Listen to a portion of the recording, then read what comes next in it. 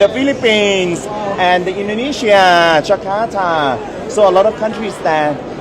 I'm glad that our Miss Universe will come back before Christmas time for the countdown and also celebration on the New Year in New York City. What do you think the people of Mexico? So she will come back to Mexico also maybe in February. Our Miss Universe this year, 2024, our title holder, whoever she is, we don't know yet, but we already know that. Magandang araw mga kapolitika at welcome back dito sa ating YouTube channel. Sa vlog na ito is atin pong panunuorin at tatalakayin itong naging interview ni Anjac Rotative, continuation doon sa ating napag-usapan recently sa ating previous na vlog na kung saan ay may pahiwatig dito sa ating kandidata na si Chelsea Manalo. Pero bago ang lahat ay huwag kalimutang mag-like at mag-subscribe na rin kayo para updated kayo sa ating mga latest issue.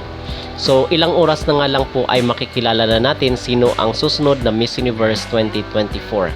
At talagang pinaka-inaabangan ng lahat kung hanggang saan ang maging kapalaran ng ating pambato or kandidata na si Chelsea Manalo. But yung ating pag-uusapan sa ngayon mga kapolitika ay itong naging interview ni Anjac Rotative na kung saan sinasabi niya na ang susunod daw ng Miss Universe ay grabe, sobrang daming bansa ang pupuntahan, at least 35 daw na bansa ang pupuntahan ng susunod na Miss Universe. And then after daw dito sa coronation ay marami daw interviews ang susunod na hihirangin or sino man yung mga kasungkit ng corona ng Miss Universe 2024. So marami daw interviews, at the same time pupunta rin sa Thailand, at na-mention niya mga kapolitika ang Pilipinas.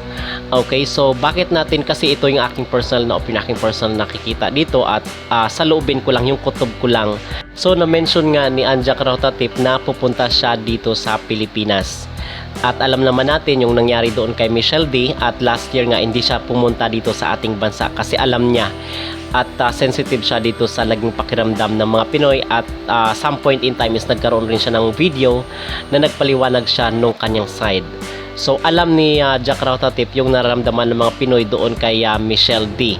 So ngayon ay pupunta daw dito para i-promote siguro itong Miss Universe dito sa ating bansa, at sa tingin ko ay sasama itong si Jack Rotative dito sa sunod na Miss Universe para pupunta dito sa Pilipinas. Ito lang yung kutob ko mga kapolitika at yung aking opinion. So ano ba ang maging impact nito dito sa ating kandidata na bibisita daw dito si Anjac Rotative sa ating bansa?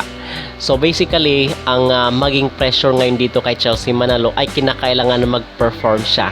Kailangan na ibigay niya yung pinaka-the best niya, yung ibuhos niya yung kanyang performance dito mamaya sa finals. Kasi mga kapolitika, pag nakikita ng mga Pinoy na kung saan ay deserving ni Chelsea Manalo yung magandang placement dito sa Miss Universe, and then ilalaglag siya or ililigbak siya ni Anjac Rotative, so magkakaroon ng impact yon na mag-aalangan siyang pumunta dito sa Pilipinas. So sa tingin ko ganun po ang maging sitwasyon dyan. So kinakailangan na si Chelsea Manalo ay mag-perform siya para makita ng mga Pinoy at ma-pressure rin itong si Anjac Rotative na bigyan ng magandang placement itong ating kandidata, which I believe na magiging deserve niya. Okay, so ganun po ang aking pino-point out doon na kung saan ay kinakailangan lamang po na mag-perform ni Chelsea Manalo, and then para pagpunta dito ni Anjac Rotative ay maging warm po ang pag-welcome sa kanya.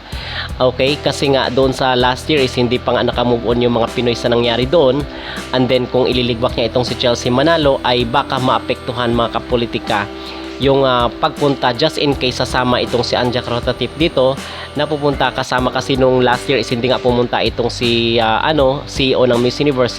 Ang pumunta lang po is itong si Shanice Palacios dito sa ating bansa, at hindi sumama yung may-ari ng Miss Universe. So ngayon baka kung magkaroon ng magandang placement itong si Chelsea Manalo, and then maganda rin ang impression ng mga Pinoy, so baka pupunta siya sa ating bansa.